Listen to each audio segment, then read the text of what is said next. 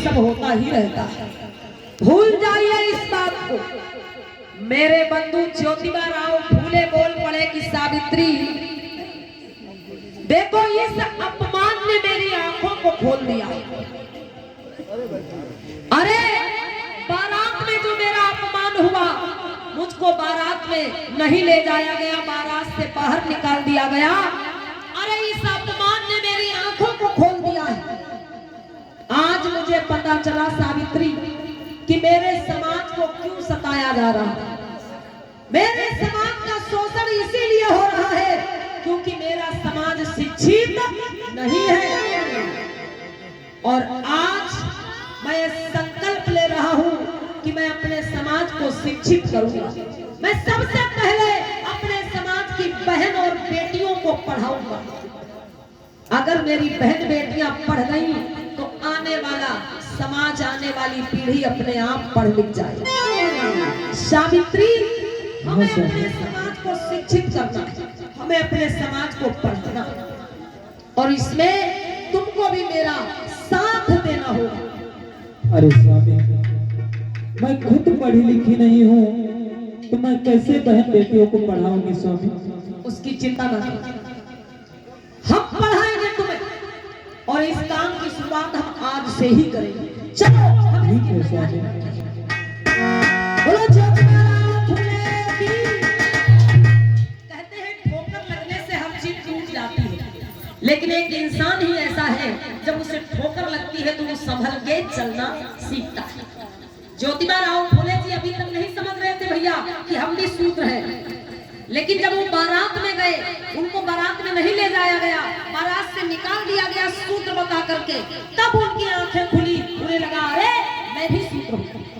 तब उन्होंने ठाना कि मैं अपने समाज को शिक्षित करूंगा। मेरे समाज का अपमान इसीलिए हो रहा है, मेरे समाज को इसीलिए सताया जा रहा है क्योंकि मेरा समाज पढ़ा लिखा नहीं। और माताओं बहनों, उन्होंने क्या किया, अपनी पत्नी सावित्री बाई फूले को पढ़ाना शुरू कर दिया। धीरे धीरे ऐसा समय आया, माता सावित्री बाई फूले पढ़ना लिखना सीख गई। और जब वो पढ़ना सीख गई, घर घर जाकर बहन बेटियों को पढ़ाने की बात करने लगी, सारे मनुवादी लोगों को ये बात पता चल गई। और मनुवादी लोग ज्योतिबा राव फूले के घर पहुंच गए और उनके पिता गोविंद राव फूले से शिकायत करने लगे। ज्योतिबा राव फूले के पिताजी बैठे हुए हैं और कैसे वो मनुवादी लोग उनको आकर के धमकी देते हैं कि अपने बेटा और बहू को रोक लो, नहीं तो हम इनको गांव के बाहर निकाल देंगे, इनको हम सजा देंगे, इनको हम दंड देंगे। तो ज्योतिबा राव फूले के पिताजी घबरा गए और ज्योतिबा राव फूले से क्या बोले हैं समझाकर।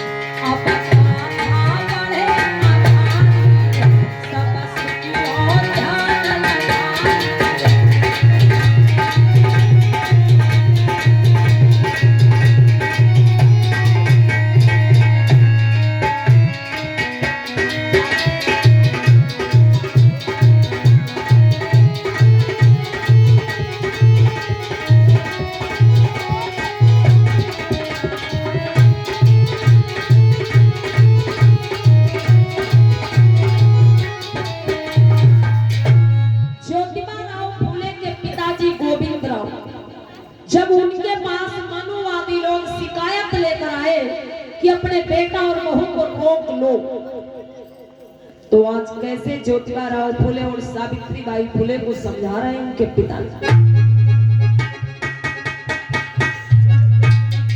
बेटा ज्योतिबा,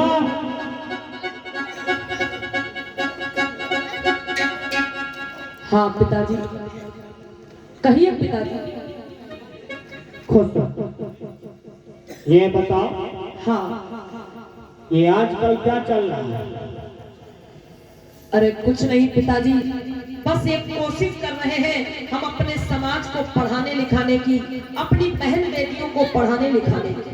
बंद कर दो ये फालतू के काम करना, बंद कर दो ज्योतिबा। ये पढ़ाने लिखाने वाले ढोंग काम कर रहे हो, ये ढोंग करना बंद कर दो। अरे पिताजी आप ये क्या कह रहे हैं? हाँ, मैं जो कह रहा हूँ वो बिल्कुल सही कह रहा हूँ।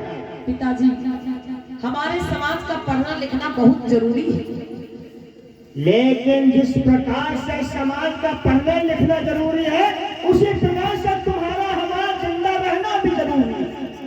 लेकिन पिताजी ऐसा क्या हो गया? क्या हो गया ये तुम पूछ रहे हो?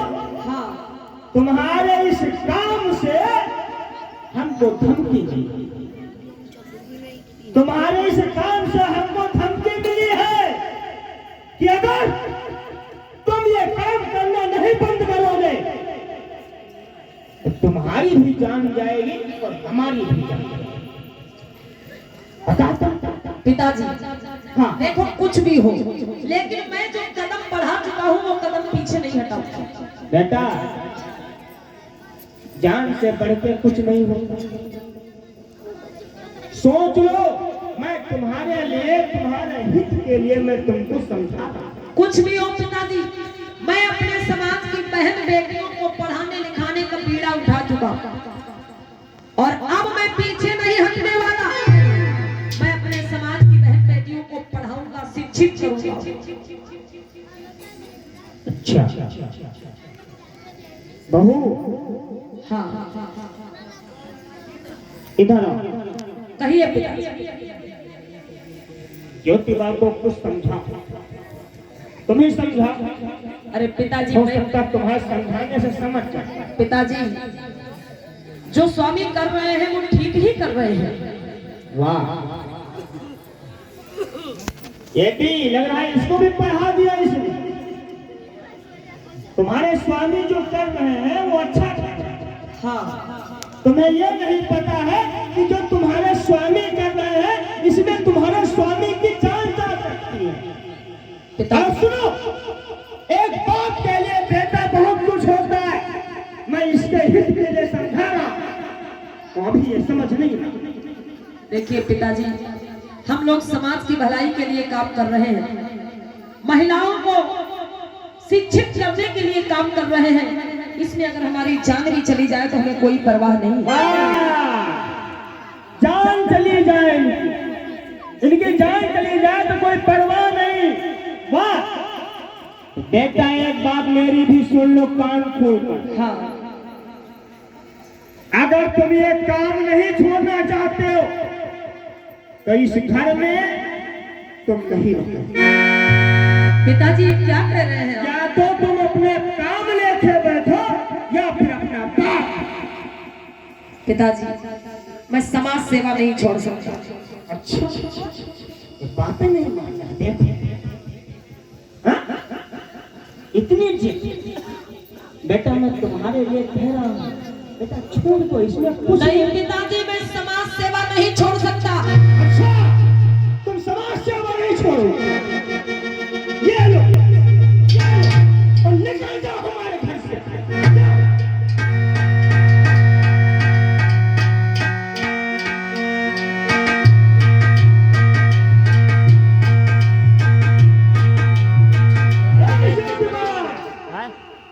एक बात मेरी सुनते जा, जिस दिन काम छोड़ देना तो समझ लेना तेरा बाप है। अब अगर काम नहीं छोड़ता तो तेरे लिए तेरा बाप मर गया। मेरे बंधु, आज लोग कहते हैं कि अरे इन महापुरुषों ने किया ही क्या है। माताओं बहनों, जब इस देश में बिल्कुल भी नारी को, मतलब स्त्री को पढ़ने लिखने का अधिकार नहीं था, ऐसे समय में ज्योतिबा राव फूले और माता सावित्रीबाई फूले ने यह बीड़ा उठाया था कि मैं अपने समाज की महिलाओं को शिक्षित करूंगा। और जब उन्होंने ये बीड़ा उठाया, पढ़ाने लिखाने की शुरुआत की, उनका इतना विरोध किया गया, यहाँ तक कि उनके घर से उनके पिताजी ने खुद उनको निकाल दिया। और जब उनके घर से उन्हें निकाला गया, अरे किसी ने उनको जगह नहीं दी रहने की। एक मुस्लिम समाज के भाई थे जिनका नाम था उस्मान शेख और जिनकी बहन थी फातिमा शेख, जिन्होंने अपने घर में उनको ठहरने की जगह